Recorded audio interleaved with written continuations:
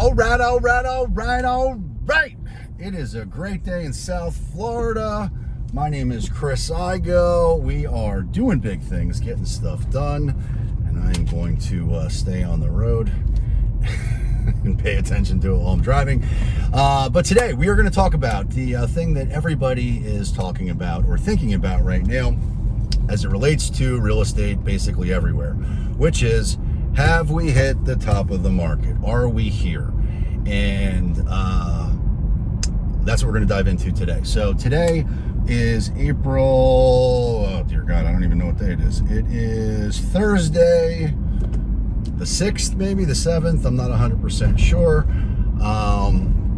And because all the devices I'm using right now for recording, I can't even look at my phone. But it doesn't matter. Today's Thursday, and interest rates, mortgage rates, just broke through 5%, right? And that's a big deal. Now, if you put that in context historically, where are we at? We're back to 2019. We went back in the time machine. We're at 2019 interest rates. However, we're not at the 2005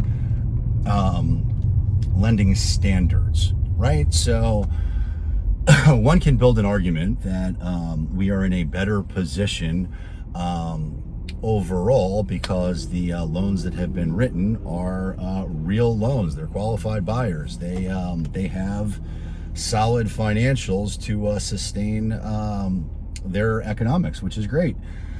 And all that's true. Nonetheless, we're at 5%, right? So how is that going to impact the market? Are we at the top of the market? And what does that look like for you if you're thinking about buying or selling? We're going to go deep on that. And also stick around until the end, because we are going to also check a couple other boxes as I do these rants or vlogs, if you will. I also want to create the most immersive experience for you. So if you're thinking about moving to the area, you've got a 5,000 foot overview of what it's like to live in South Florida.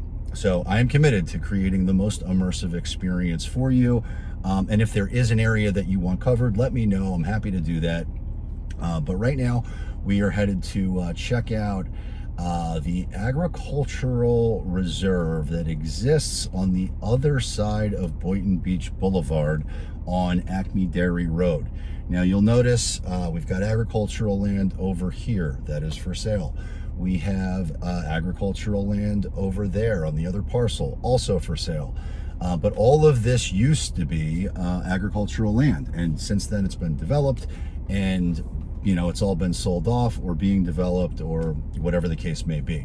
But there's no more land. So any land that can be developed is being developed.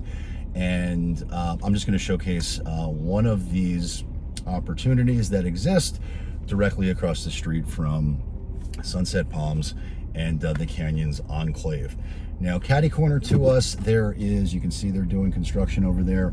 That, I believe, is going to be, I want to say, storage facilities. Yep, that's exactly what it is, self-storage. But as we go back, what you're going to notice are some homes, some farms, and one of those is for sale, just under $3 million. So I wanted to check that out, and I'll pop in some pictures of what that looks like. But you can see all of this agricultural land, and all of this is going to be developed, right? No doubt, 100% going to happen. But you see, you've got tree farms over here, and this is what it used to look and feel like back in the day. You got Pat Ford's nursery. So you'll find lots of nurseries back here. But we're going to check out this house that's for sale. And then we're going to go back into Central Boynton Beach. And we're going to check out the community of GreyStone. And GreyStone is a older GL community. It is really nice, great homes in there. And one of the questions that a lot of people ask, and it's a reasonable question, is, where the hell's this house? There it is. That's not the question they ask. What they ask is there affordable housing Now this is private, it's gated, we can't get in there. I will pop in pictures. It is a massive piece of land, and that's great because you can buy it. And as I mentioned, I want to say it's $2.8 million, but I'll pop in the actual price because I'm not 100% sure. But nonetheless, that's what it's like over here in this little agricultural reserve or preserve, if you will. And you know, these homes obviously have lots of land. They are very private. They are very, I can't tell you how nice they are. That one's older.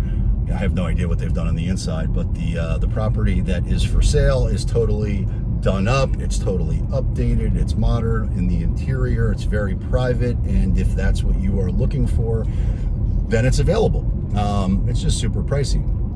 And so let's keep on trucking. Get back to the market. So interest rates are at 5%. Are we at the top of the market? Nobody knows. But let's dig a little bit deeper here, right? So the headlines that you will likely see today, again, mortgage rates pushed 5%, crossed through 5%. That's going to have an impact on people who are out there looking to buy homes. It's getting more expensive to buy less homes. Signs point to, although there could be a pullback and there could be a dip in interest rates, the trend on that is that they're going higher. So over time, it's going to be more expensive to borrow money, which means that you are going to be able to buy less home. But if we're at the top of the market, well, maybe there's a big crash coming, and maybe you may have to pay more for interest rates, but or for mortgages, but maybe the houses will be on fire sale. Maybe the market will fall apart and you'll be able to buy $1 million home for 500. It's possible, but it's highly unlikely. So another headline that you're going to see here, at least in Southeast Palm Beach County, right? I can't speak to the rest of the country or what the dynamics look like there. I can speak to what I see in real time. And full disclosure, if this ever changes, if I ever see a slowdown in anything, I'm going to be the first one talking about it, right? Because I obviously want to present you with all, I don't know that it's obvious, but it's obvious to me.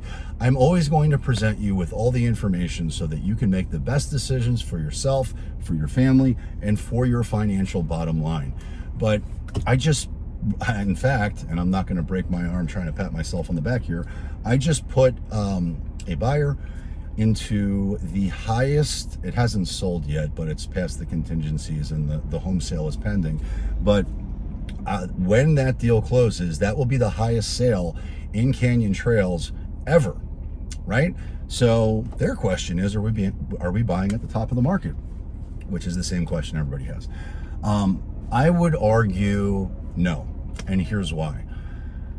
The market, now I will also say, I do hope that the market slows down. I do hope that we have a more balanced market.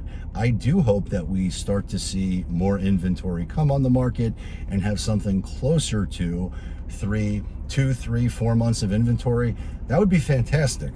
But that's not where we're at right now. Right now, we're at depending on where you're at, because there are markets within markets, but in most places within Southeast Palm Beach County, there's less than 2 weeks of inventory.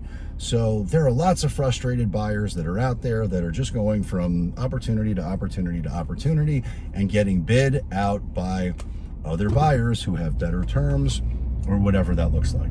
So that's a frustrating spot to be in, but let's just keep on trucking.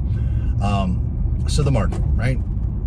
It's supply and demand, and there will be headlines out there that will shock and awe you. You may be, it would be almost impossible not to have an emotional attachment to some of these headlines.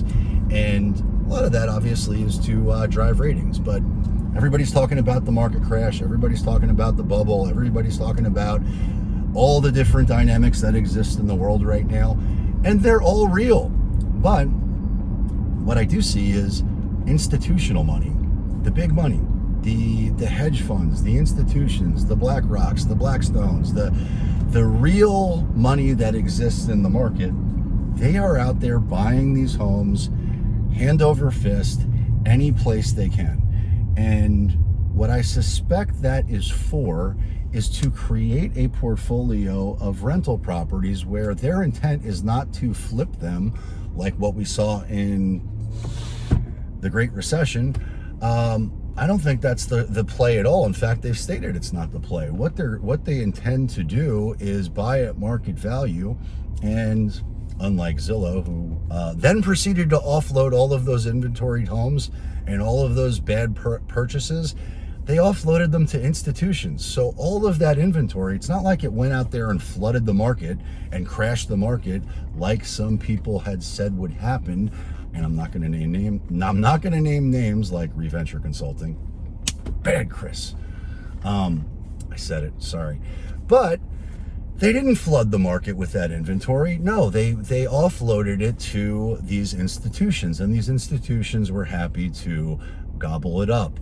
I don't know what the terms looked like, but I do know it's possible that these institutions, which if you go back and do research and really trace some of the, and I know that they're public companies, and I know they have investors, and I know some of them are, but one could make the argument that a lot of these institutions are in bed with the government.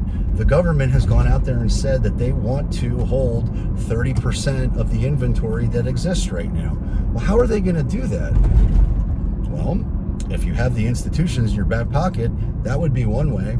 And that's not, I'm not a conspiracy theorist or anything like that, but there's certainly a move that one could look at to make the analysis that, they're really making a push to have a rental nation. And I don't know whether that's, in fact, I'm not even going to judge it. I don't know if it's good, bad, right, or wrong. I just see what's happening. And institutions are buying a lot of property right here, right now, in this market, anywhere they can. And the intent is to capitalize on rising rents, and they're going to make a fortune. And their whole time is long term. So any investor who can go out there and do that is doing that right now. But where does that leave the buyer? Well, it leaves the buyer with the bag in their hand, and they don't know what to do. Is it the right move? Is it the wrong move? I don't know, and only time will tell. As you can see on my left, we've got Briella, which is a townhome community, which is really nice. We're still in Boynton Beach. And then you've got the medical center over here. So any type of medical professional that you would ever need is very, very close. And there are the best doctors that exist everywhere in South Florida. We do have an elderly population, but every medical professional you'd ever want is right here, and it's the best of the best. But we're trucking through to go check out GreyStone, and I'm just going to drive by. It's South Florida. It's April. It might as well be summer. It feels like it. It's funny. During the summer, I talk about it always rains in the afternoon around 4 o'clock. Well, it's the last week it's been like that too. So the day starts out really sunny. It's super hot. It's 86 right now, according to my temperature gauge here, but it feels like 186. I mean, it is really hot. It is really humid, and welcome to Florida. All right, so we are pulling into the GreyStone community. GreyStone was developed by GL Homes back in 2000, I want to say 2006 to 2010. I don't have an appointment, so they're not going to let me in. Adjacent to us is Valencia Point, and I'll drive by that after they don't let me in here, but I'm going to try anyway. But you can see they've got a really, GL's known for their entrances. This is a really pretty entrance. All right. Hello, how's it going? Good, and you? I'm doing great. I'm wondering if you can do me a favor, but I understand if you can't. I'm a realtor. I was just doing a little video and hoping to see if I could just drive around and leave, but I don't have an appointment or anything like that. You don't have no address or nothing? No? I don't think so, because you need permission from like the owner. I know. But I can ask. I'm literally just going to drive around and then circle back. The manager. Okay. 1 second. Let me Cool. go. I appreciate you. Thank you.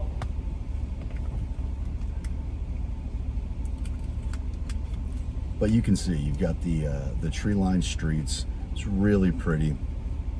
Hopefully we get in, but if we don't, not the end of the world. I said no. Okay, that's all right. I'm sorry, I wasn't. It's okay. I appreciate you asking. That was really nice of you. Have a great day. Yeah, you too. All right. So they take their security here seriously, which is great. But as you can see, they've got a bike rack, a covered space, a little pavilion there for the kids to wait for the bus, and then the school bus will come and pick them up there, and they don't have to be exposed to the inclement weather when it rains in the afternoon or in the morning, right? Or anytime. So we're going to keep on trucking. Let me tell you a little bit more about GreyStone, which I'll pop in videos because everybody wants to know. You know, I showcase a lot of areas, a lot of really expensive, luxurious communities, and the values in those communities have skyrocketed. But a lot of people who are less wealthy, they want to live in this area too, right? So do homes exist between 500,000 and 600,000? And the answer is yes. There are lots of nice communities where you can get a home. In GreyStone, for example, you can get a home right around just sub 500. So there are homes that have sold or are for sale. There's not a ton of inventory that's for sale in there right now. But 479 would be a ballpark figure on the low end. High end, you're starting to push 700, so let's call it 660. But really nice homes. And so the HOA in there is relatively low. It's $193 a month. And for that, you get the gated security, you get the resort style amenities. They've got a nice clubhouse. Most of the homes in there have been updated. They have been improved. A lot of them have lake views. There are some zero lot line sections within GreyStone, but then there are also areas that have premium, let's see if I can get that light right, that have some premium lots that have more space and are just super scenic and really pretty. A lot of them have done up the outdoor patio area by the pool. So there are summer kitchens. They do have fenced in backyards. Really just depends on the homeowner and what they have chosen to do. All right, so we are trucking now into Central Boynton Beach. We got Valencia Isles on our right, and I'll pop in price points and some information about those communities, which are 55 plus. You've got Valencia Point to our left. Again, going to be very similar in style. Also built out by GL, and they've got a common theme, right? They are built out specifically for families that come in there, max out South Florida living, thrive, be happy, and foster a real sense of community with incredible, luxurious, affordable amenities. And so that can ratchet right up real quick. So when you go out to the newer communities that are built, you're going to find higher price points. They're going to be newer. They're going to be much more modern. But back in 2005, 2006, 2010, whatever the case may be, they were these were, you know, the best of the best. So with all that in mind, right? What did I not talk about that I should have? Schools for GreyStone. You've got Hagen Ranch Elementary, which is the school your children would go to. Best schools ranks that 7 out of 10. I don't know where they get these ratings from because I know kids that go there. I know families where their kids go to school there. They like it. A lot of people do opt to go private. There are a lot of great options that are around here for that. We elected to do that for preschool. Actually, no. We did go private for preschool. I don't think there is a public option for preschool. But nonetheless, that's what we did. And then we elected to go to... So we went to King's Academy Preschool. King's Academy itself, the school, which is a little bit further out there, is an incredible private school. And to our left, you can see they've got a Publix. They've got, oh man, I can't think of the name of the place. Best breakfast around. What's the name of the place? Okay, I don't remember, but I'm gonna pop it in when I get home. I will I will pop in the name. They've got a sister restaurant out there on the beach too, and I cannot think of the name. All right, well, let's not think about you got Indian Wells to our right. You're going to find nice homes in there. You got the Oasis, which is a home community, also more affordable. It's more affordable as you get into Central Boynton versus West Boynton, where it's newer. You've got Grove Isle, same thing, single family homes, nice community. And again, now we're more into Central Boynton as opposed to West Boynton, which I designate as being west of the turnpike. But right now we're in that central spot within Boynton Beach. And what you'll notice, we'll end up driving by, is they're starting to build a lot more newer. You can see you've got Main Street at Boynton Beach. So you're going to have high-end shops, restaurant, brand new. They're building a Whole Foods. They've got a Sprouts in there, and then they're also building out some apartments and stuff like that too. So Central Boynton, which was always okay, is getting a lot more new stuff. They've got a brand new LA Fitness, and I've toured in there before in other videos. But there's plenty of things to do and nice shopping and nice experiences that you can have all here within the Central Boynton community, where it tends to get a little bit less expensive. All right, so as far as GreyStone schools are concerned, I mentioned Hagen Ranch, 7 out of 10. Krista McAuliffe Middle, 7 out of 10. Boynton Beach High School is a dud. Boynton Beach High School is a 2 out of 10, and their test scores are horrible. I would not want my kids going to Boynton Beach High School. So let's pretend that you are in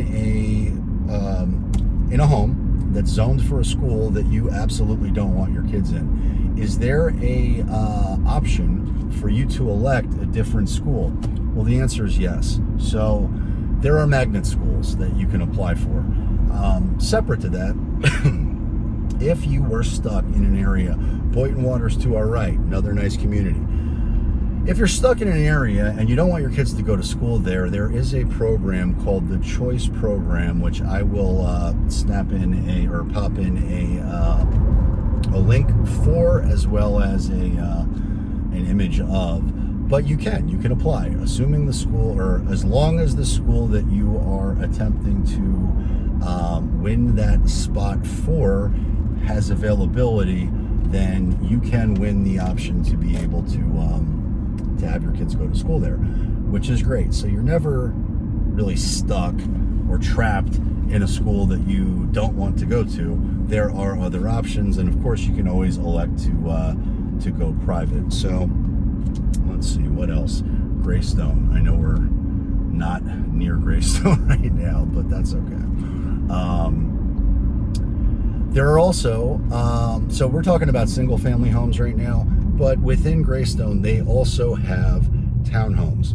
In fact, I think they have 84 townhomes. They are rarely for sale. There's, again, not a lot of inventory in there, but that price point's going to be less pricey, right? So in there, for a townhome, you're probably looking at right around high threes, low fours, versus the single family home, which is going to be close to 500 to 700. But you've got some affordability, which is what people are looking for in this market. But again, are we at the top? I don't see any evidence of that. I do see that we're in a market that interest rates are increasing. And I do see a market that I hope and expect at some point is going to slow down as far as appreciation is concerned. But what if it doesn't? What if it continues to increase? Well, it can't increase indefinitely, right? Because whatever goes up must come down. It's a rule of nature. At some point, there will be a correction. At some point, market values will go down. But what I suspect we're going to see within the next 5 years is we're going to see slower appreciation. So let's, for the basis of this conversation, just say that's the way the model trends, right? So we continue to see appreciation, and it looks more like analysts are calling for 9% this year. I think that's a national average, because in South Florida, that's going to be higher than that. But let's just stick with that average. So 9% for this year. and then it's going to slow down to a more moderate pace of something between 3 and 4%, each year for the next 5 years. Well, if that's true, and interest rates continue, you got the enclave at Boynton Waters, also really nice. I'll pop in some properties to show you what that looks like and some price points.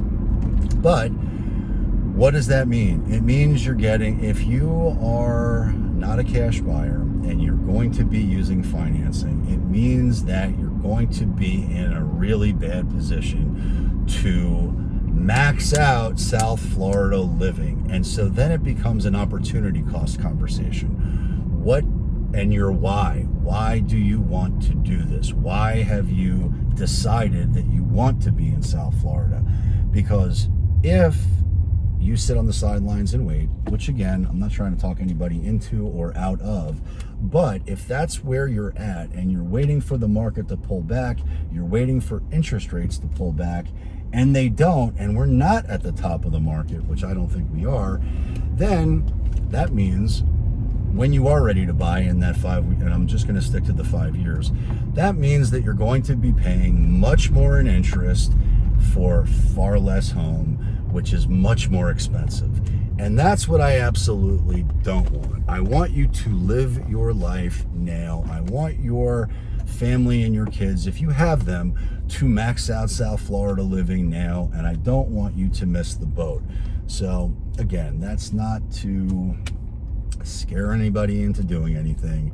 It's just the simple realization that life is short and live your best life now, right? As long as you are able to handle the financial burden that, and it's not a burden, it's just the cost. It's the cost of living. If you're able to handle it now and you want to be here yesterday or last year, then please do what you must to make that happen. Because in the near term, I don't see anything that points to anything like a slowdown in Southeast Palm Beach County or Broward, West Broward, or really anywhere in Broward. It's just the same old story. It's supply, it's demand. There's not enough supply, and demand is through the roof. And until that changes, nothing changes. It's the same old, same old. So you can see right now, LA Fitness, I am pulling up right now to get my workout in. So we're gonna lift some weights and do big things, get stuff done. If you're even thinking about moving to South Florida, before I go into my close here, but if you're curious about the area, if there's an area that you want me to cover, then please leave a comment down below. I'm happy to do that. And separate to that, if don't sleep on the playlist, right? So the playlists are built out. It's most likely I have already done the area that you are interested in learning more about. But again, if I haven't, let me know. I will do that. Don't sleep on the relocation guide. I'll pop a link up there. Click that. It's going to tell you everything that you want and need to know about every city in South Florida. It's also going to give you all types of resources that you'll need when you actually relocate or that you're thinking about relocating. So tons of valuable content. Download that now, and you'll have it. If there's ever anything I can do to help, then please call, text, DM, send a carrier pigeon, a smoke signal, by any means necessary, because we've got your back when it comes to living in or moving to South Florida. And until next time,